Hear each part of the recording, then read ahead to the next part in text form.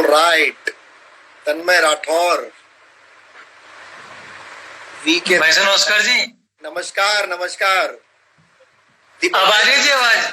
Internet problem बहुत हो रही है तो अपन जल्दी जल्दी करते हैं, ठीक है ना?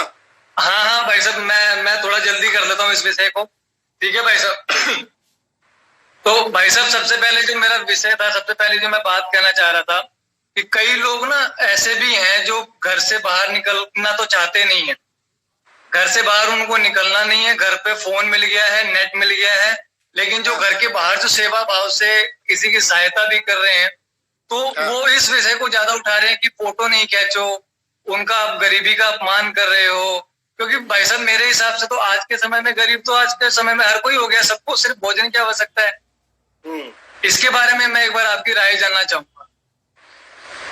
देखिए, मैं किसी का अनादर नहीं कर रहा, किसी का अपमान नहीं कर रहा, पर मैं इस बात को, मैंने कल भी ये बात शेयर करी थी और आज भी दोबारा शेयर कर रहा हूं कि अगर कोई व्यक्ति किसी ऐसे व्यक्ति की सहायता कर रहा है जिसको जरूरत है और उसकी सहायता करने के साथ साथ वो फोटो खींच के डालता है, तो मैं उस व्यक्ति को अभी अपमान नहीं करना चाहूंगा, क्योंकि इसके पीछे कुछ भावना ऐसी होती है। देखिए, हम किसी गरीब का उपहास नहीं उड़ा रहे, किसी का मजाक नहीं उड़ा रहे, लेकिन उस फोटो के माध्यम से 4 लोग इस मुहिम में जुड़े, उससे उस बात से प्रेरणा ले। बिल्कुल भाई साहब। अगर मैं एक फोटो खींच के डालता हूं तो मेरे जैसे आदमी को जो लोग फॉलो कर रहे हैं वो भी शायद छोटी छोटी पहल कर सकते हैं, ज्यादा नहीं, कोई 2 व्यक्ति, 4 व्यक्ति, 5 व्यक्ति, जरूरी नहीं है आप 100, 50, 500 लोगों को ही भोजन कराएंगे तभी आपका उद्देश्य पूरा होगा। आप 2 जरूरतमंद लोगों की सहायता कर दो, 5 की कर दो, 10 की कर दो। जैसे माननीय प्रधानमंत्री जी ने कहा है कि 5-5 लोगों को अगर आपने सहायता कर दी तो बहुत बड़ा एक बहुत बड़ी सहायता होती है। और ऐसे में अगर कोई व्यक्ति फोटो डालता है तो इसमें मुझे ठीक है, उसकी मानसिक एक ऐसी वो होती है कि वो दिखाना नहीं चाहता कि मैं इतना सामाजिक कार्य कर रहा हूँ, बस वो एक तरीके से लोगों को बताना चाहता है कि भाई आप भी बढ़ चढ़कर हिस्सा लें। और मैं ऐसे सभी कोरोना फाइटर्स को, जो हमारे देश में इतने पूरे वैश्विक जो महामारी फैली हुई है, उस संकट के समय जमीन पे उतरकर मैं ऐसे सैकड़ों कार्यकर्ता, लाखों कार्यकर्ताओं को नमन करता हूँ, प्रणाम करता हूँ और हृदय से बहुत आभार करता हूँ कि ऐसे महामारी के समय भी लोग अपने घरों से निकलकर गरीबों की सहायता कर रहे हैं। तो मुझे ऐसा नहीं लगता। और जो लोग इसकी टीका टिप्पणी कर रहे हैं, देखिए, टीका टिप्पणी करने से देखो कोई काम तो रुकता नहीं है और ना रुकने वाला है। बिल्कुल बिल्कुल। और आलोचकों को कभी जीवन में कोई रोक नहीं सकता। जिसको आलोचना करनी है उसको आलोचना करनी है। बिल्कुल भाई साहब। और धन्यवाद भाई साहब, आपने इस विषय पर अपनी राय रखी। तो भाई साहब इसी के आगे ना एक चीज मैं और भी इसी बात में मैं और भी एक बात जोड़कर आपसे अगला विषय में रखता हूँ कि अब ना लोगों को ये लग रहा था कि ये जो लॉकडाउन है ये 14 तारीख को खत्म हो जाएगा, और कुछ बंदिशों के साथ खत्म हो जाएगा, कि कुछ बंदिशें लगा दी जाएंगी, कुछ टाइम पीरियड लगा दिए जाएंगे, इस प्रकार से लॉकडाउन खुल जाएगा। लेकिन ऐसा हुआ नहीं और 3 मई तक हमारे हित के लिए, देश के हित के लिए लॉकडाउन फिर से खोल दिया गया।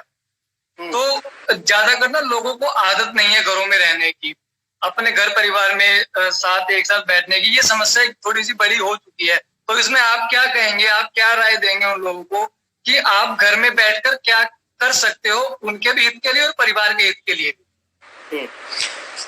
देखो दीपक भाई, आपने बहुत अच्छी बात कही है। बात ये आपका सवाल बिल्कुल जायज है और ये बहुत सारे लोगों के बीच में आजकल ये एक रूमर भी फैल रहा है कि भाई अब जो आदमी घर में नहीं रहता वो उसको घर में रहना पड़ रहा है, तो क्या किया जाए। और सरकार ने लॉकडाउन बढ़ाया। और देखिए, ये समस्या पूरे विश्व की समस्या है और ये कोई छोटी समस्या नहीं है, क्योंकि पूरे विश्व को पता लग गया है ये जो बीमारी फैल रही है ये छूने से फैल रही है। किसी कोरोना वायरस के जो पीड़ित हैं उनके संपर्क में आने से फैल रही है। और बिल्कुल बिल्कुल वो व्यक्ति अगर कहीं जगह थूक भी देता है और वो थूक के बैक्टीरियाज आपके साथ चलकर आपके घर में आ गए, भगवान ना करे, तो ये बहुत महामारी की तरह इतना सिस्टम हम कंट्रोल नहीं कर पाएंगे। सरकार अपने स्तर पर जितना ठोस कदम उठा रही है हमें उसका पालन करना चाहिए, क्योंकि सरकार हमारे हित में है, सरकार हमारे लिए ही काम कर रही है। बिल्कुल, और बिल्कुल। उनको भी पूरे विश्व के साथ साथ अपने देश के एक एक नागरिक की चिंता है। और मैं तो कहता हूं अगर सरकार ने लॉकडाउन को बढ़ाया है तो इसमें हमारी भलाई है, क्योंकि जनता है तो सरकार है। सही बात है। और मैं उसका एक छोटा सा उदाहरण देता हूं कि जो लोग धैर्य, जिनके अंदर धैर्य नहीं हो रहा, कि वो ये सवाल कर रहे हैं कि भाई 3 तारीख तक क्यों बढ़ा दिया, अब क्या करेंगे हम घर में। देखिए साथियों, काम करने के लिए बहुत सारी चीजें हैं। आप धार्मिक ग्रंथ पढ़ सकते हो, पुस्तकें पढ़ सकते हो, योगा करके अपने आप को फिट रख सकते हो, माताओं के साथ, बहनों के साथ जो घर में छोटे छोटे काम होते हैं उनमें सहायता कर सकते हो, कि आस पड़ोस के किसी गरीब की सहायता कर सकते हो। मैं नहीं कह रहा बहुत आगे तक जाइए, बहुत भीड़ लगाइए, कुछ ना कुछ ऐसे चीजों से आप सहायता कर सकते हो।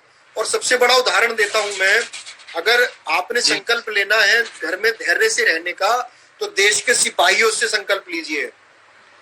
वो देखिए कि कैसे सरहद पर एक टांग पर खड़े रहकर इस देश की रक्षा कर रहे हैं। हमें तो सिर्फ अपने घर में रहना है जी। उस सरहद पे रहने वाले सिपाही की एक उसकी कल्पना कीजिए। धूप में चाहे कितने ज्यादा से ज्यादा, बिल्कुल सही बात, 50 डिग्री सेल्सियस में भी खड़ा रहता है, -40 डिग्री का तापमान भी झेलता है, फिर भी वो देश की रक्षा करने के लिए खड़ा हुआ है। और हम अपने घर में नहीं जा सकते। ये हमने अपनी मानसिकता को बदलना होगा। उन लोगों को ये मेरा जवाब है। धन्यवाद। जो लोग ये कह रहे हैं कि भाई लॉकडाउन बढ़ा क्यों और अब हम क्या करेंगे, करने के लिए बहुत कुछ है। और मैं उस देश के सिपाही को उससे प्रेरणा लेता हूं कि जब वो सरहद पर एक टांग पे खड़े होकर देश की रक्षा कर सकते हैं, तो हमारा ये कर्तव्य बनता है कि हम अपने आसपास की, अपने परिवार की, अपनी स्वयं की रक्षा करने के लिए धैर्य रखें। सही बात है। धन्यवाद भाई साहब, आपने इस बात पे अपनी राय रखी। और इसी के साथ ना भाई साहब मैं एक चीज और भी जोड़ना चाहूंगा, और उससे पहले मैं ये कहना चाहूंगा कि आपकी ना वीडियो नहीं आ रही है, सिर्फ आपका ऑडियो आ रहा है। ऑडियो काफी क्लियर आ रहा है, बट वीडियो में थोड़ी सी समस्या आ रही है। जरा एक बार उसको आप चेक कर ले। तो मैं मेरी दो बातों पर आपकी राय और लेनी है, तो उसके बाद भाई साहब मैं आपको और ज्यादा कष्ट नहीं दूंगा, क्योंकि मुझे पता है आप भी सामाजिक कार्यों में लगातार लगे हुए हो, मैं देखता भी हूँ। चाहे वो एरिया में सैनिटाइजिंग का काम हो किसी के माध्यम से, या लोगों के बीच में जाकर के राशन वितरण का काम हो। तो एक बार भाई साहब मैं आपकी वीडियो आपकी नहीं आ रही है, सिर्फ ऑडियो आ रही है। आवाज आ रही है मेरी? आवाज आ रही है? आवाज साफ आ रही है भाई। आपकी मुझे वीडियो भी आ रही है और आपकी आवाज भी आ रही है, बट ये कनेक्शन थोड़ा सा प्रॉब्लम हो रही है। तो जी, तो हम इसमें कंटिन्यू कर सकते हैं भाई साहब, कोई दिक्कत तो नहीं? इसको कंटिन्यू करें, दोबारा से करूं मैं? क्योंकि आपकी फोटो तो आ रही है भाई साहब, आपकी फोटो आ रही है, बट आपकी वीडियो नहीं आ रही है। वीडियो नहीं आ रही? हाँ जी, आपकी आवाज साफ आ रही है। तो मैं एंड करके दोबारा कनेक्ट करूं क्या? आप जैसा आप ठीक समझे, या आप कहें तो मैं इसी को कंटिन्यू कर दूं? नहीं, करो ना, कंटिन्यू करो आप। ठीक है। थैंक यू सो मच भाई साहब। तो भाई साहब इसी महीने में दो बातों पर और राय लूंगा आपसे। फिर मैं फिर मैं आपका ज्यादा समय नहीं लूंगा, मैं आपको ज्यादा कष्ट नहीं दूंगा। कल से मैंने आपको काफी परेशान कर दिया है, उसके लिए भी मैं क्षमा चाहता हूँ। तो भाई साहब एक मैं ये भी आपकी राय लेना चाह रहा हूँ कि हमें इस लॉकडाउन से क्या सीखना चाहिए सभी को। ठीक है दीपक भाई, एक तो आपसे मैं दोबारा अनुरोध करूंगा, आप किसी भी बात के लिए माफी मत मांगो। और ये मेरा कर्तव्य है अपने साथियों के साथ, अपने कार्यकर्ताओं के साथ हर बात को शेयर करना। और मैं सभी से इस वीडियो के माध्यम से बताना चाहता हूं कि मैं हर तरीके से हर कार्यकर्ता के लिए, हर दोस्त के लिए, हर भाई के लिए उपलब्ध हूं। आप बार बार माफी मांग के मुझे शर्मिंदा कर रहे हो। और जी जी आपकी जो बात है लॉकडाउन से हमें क्या सीखना है, जी तो सबसे पहले हमने ना अपने माननीय प्रधानमंत्री जी की एक एक बात फॉलो करनी है। जी आप समझिए, प्रधानमंत्री बहुत साधारण शब्दों में बहुत चीजें स्पष्ट कर देते हैं और मैं भी उनकी हर बात से सहमत हूं, क्योंकि उन्होंने सभी बातों का एक मिश्रण करके सारी बातें जनता के सामने रखी, चाहे उसमें बुजुर्गों का ख्याल हो। देखिए, आपके घर में, मेरे घर में भी बुजुर्ग हैं, मैं उनका ख्याल रखता हूं और सबसे इस वीडियो के माध्यम से बात शेयर करूंगा, क्योंकि हमारे जो बुजुर्ग हैं जिनको छोटी मोटी आजकल जो समस्याएं चल रही हैं, जिन्हें डायबिटीज कह लो, हाई ब्लड प्रेशर कह लो, तो उनको उनका ख्याल रखना बहुत जरूरी है ऐसी महामारी में। जी भाई। और हमें लॉकडाउन का पालन बहुत ही स्ट्रिक्टली करना है। ये हमारे पूरे देश का सवाल है और सब देश के साथ साथ हमारी खुद की व्यक्तिगत जिंदगी का सवाल है, मेरे परिवार का सवाल है। इसलिए मुझे बहुत जरूरत होती है तभी मैं बाहर निकलता हूँ। और आपको छोटा सा, हाँ, इस लॉकडाउन के माध्यम से जैसे माननीय मोदी जी ने कहा कि हर उस व्यक्ति की सहायता करनी है जिसको जरूरतमंद व्यक्तियों की सहायता करनी है। देखिए, जो मोदी जी के 7 वचन है, आप उसका पालन कर ले, वही सबसे बड़ी जीत होगी। क्योंकि मोदी जी ने सातों के सातों वचनों में ऐसी बात कही है कि वो सारी चीजों पे ही पालन कर रही है। और हमारे जितने भी, ठीक है भाई साहब, धन्यवाद। और भाई साहब, मैं अंत में जाते जाते आपसे एक ये जरूर कहूंगा कि कुछ ऐसा एक मतलब आप कोई अंत में जाते जाते कोई एक ऐसा संदेश दें जिससे लोगों को थोड़ी हिम्मत मिले, मोटिवेट हो, वो घबराए नहीं ऐसी परिस्थिति में। आप उनके लिए क्या कहना चाहेंगे, उनके लिए क्या राय देना चाहेंगे आप? देखो, मैं सभी साथियों से एक विनम्र अनुरोध करूंगा, अगर हमें इस महामारी से बचना है तो हमें लड़ना है। और लड़ना कैसे है?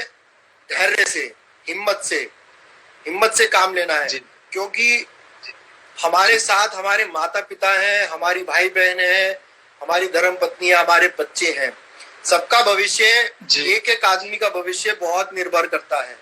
तो धैर्य रखिए। किसी के एक तो कई चीजें आजकल ऐसी भी फैल रही हैं जो बहुत भ्रांतियां फैला रही हैं, उन चीजों से बचें।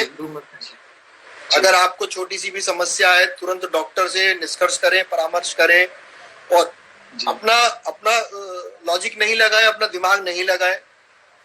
तो सबसे पहले डॉक्टर से परामर्श करें। कोई भी समस्या आती है, खुद डॉक्टर ना बने, क्योंकि ऐसी महामारी से लड़ना ये देश का सबसे बड़ा कर्तव्य है, एक एक नागरिक का कर्तव्य है।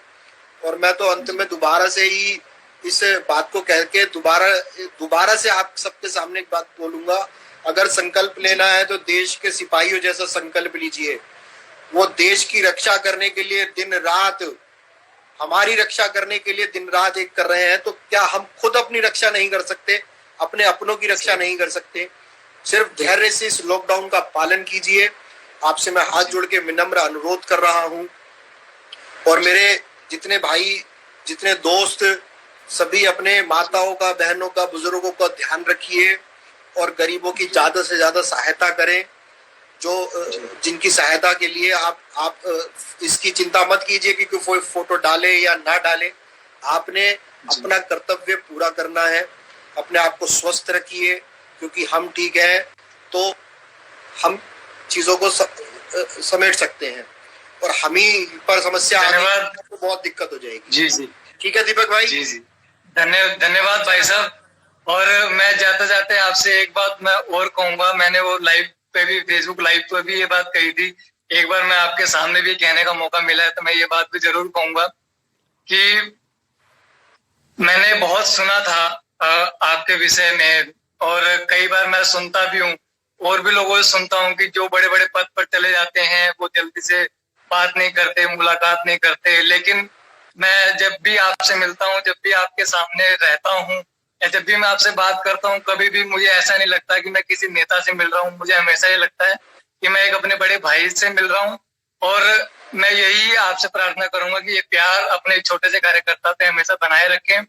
और मेरे को ये उम्मीद है, ये बहुत आशा है कि पूरे उम्मीद के साथ मैं कह सकता हूँ कि हमारा आपके नेतृत्व में हमारा युवा मोर्चा बहुत बहुत आगे जाएगा। और बहुत बहुत धन्यवाद भाई साहब आपका समय देने के लिए, बहुत बहुत धन्यवाद। धन्यवाद दीपक भाई, बहुत आपका प्रेम, आभार। आपने मुझे, देखो कार्यकर्ता ना छोटा होता ना बड़ा होता, जो काम कर रहा है, जो संगठन की सेवा कर रहा है, वो मेरे लिए सर्वप्रिय है। मैं इस बात का कभी भी ना अभिमान करता हूँ ना, क्योंकि पद क्या है, पद आने जाने वाली चीज है। अगर पद का घमंड हमारे सिर में आ गया तो हम कभी किसी की ना सेवा कर पाएंगे, ना किसी के काम आ पाएंगे, ना कार्यकर्ता का स्नेह पा पाएंगे। तो मैं सभी इस वीडियो के माध्यम से एक संदेश भी देना चाहता हूँ, कभी भी कोई ऐसी जरूरत हो, कोई ऐसी बात हो, अगर मेरे से शेयर कर सकते हो तो मुझे बहुत अच्छा लगेगा। इसी के साथ आप सभी भाइयों का धन्यवाद, बहुत बहुत अच्छा लगा आपके साथ लाइव आके। ठीक है दीपक।